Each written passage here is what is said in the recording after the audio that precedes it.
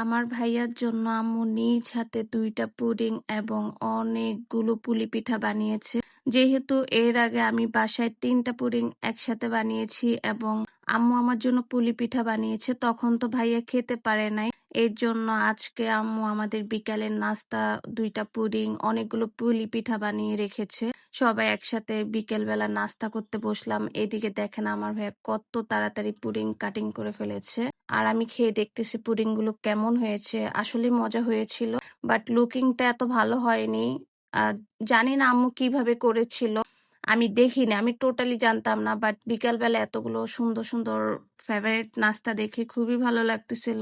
পরিবারের সবাই একসাথে বসে বিকালের নাস্তা করতেছি, খুবই ভালো লাগতেছে, অনেক আনন্দ লাগতেছে। যাই হোক, সবাই একসাথে কাজিনদের বাড়িতে বেড়াতে চলে গিয়েছিলাম।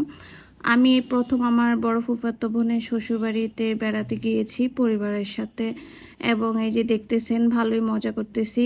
আসলে ওখানে গিয়ে এত এত খাবার আনন্দর মাঝে আমি ভিডিও করার সেই সুযোগ পাইনি। আমি আনন্দ করতেছি, সবাই মিলে একসাথে গল্প করা, ওগুলো উপভোগ করতে করতে ভিডিও করা হয়নি। জাস্ট ২-১টা ক্লিপ করেছিলাম, তুলেছিলাম, ভিডিও ধারণ করেছি, সেগুলোই এখানে একটু শেয়ার করলাম। আমি এখন আফসোস করতেছি কেন ভিডিও করিনি। এত এত মজার খাবার, দেশি মুরগি, মাছ, অনেক মজার, অনেক আয়োজন ছিল। ২টা বোনের বাড়িতে গিয়েছিলাম। যাই হোক, এখানে আমি গোসল করতেছি।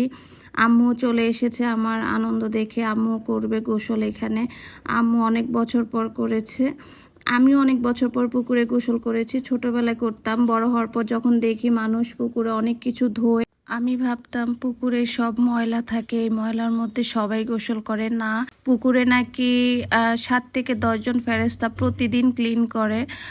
এর জন্য পানি সবগুলো ক্লিন হয়ে যায়, পরিষ্কার হয়ে যায়। তাই তো আমরা করলাম, সবাই মিলে মজাও করেছি। আর এদিকে আমার বোন আমাকে দেশি হাঁসের ডিম দিয়েছে। আমি এগুলো বলেছি আমি খাবো, তো আমাকে এগুলো ক্লিন করে দিচ্ছে। আমি গ্রামের বাড়িতে নিয়ে গিয়েছিলাম, বাট আমি ঢাকায় আনতে ভুলে গিয়েছি। আমি আর খেতে পারিনি, যেহেতু গ্রামে রেখেই গিয়েছিলাম। যাই হোক, আপুর সাথে ভোট বায়নও পারতেছি। আপু আমাদের জন্য ভোট বায়ন পেরে দিচ্ছিল। এগুলো আমি প্রথম দেখেছি, তবে ২-১বার খেয়েছিলাম, আম্মু বানিয়েছে, কিন্তু আমি জানতাম না এগুলো দিয়েই বানায়। তো এগুলো আসলে অনেক মজার খাবার এবং উপকারী খাবার। এই যে দেখেন ছোট্ট ছোট্ট। আর এদিকে আমার মিকিকে দড়ি দিয়ে আটকিয়ে রাখা হয়েছে যদি ভেঙে যায়। আর এইখানে বোনের ছেলেকে কামড়াইয়া শেষ করে দিছে ও, একদম শেষের টাইমে আমরা যখন চলে যাব। যাই হোক, সবার কেমন লেগেছে আজকের ব্লগ জানাবেন।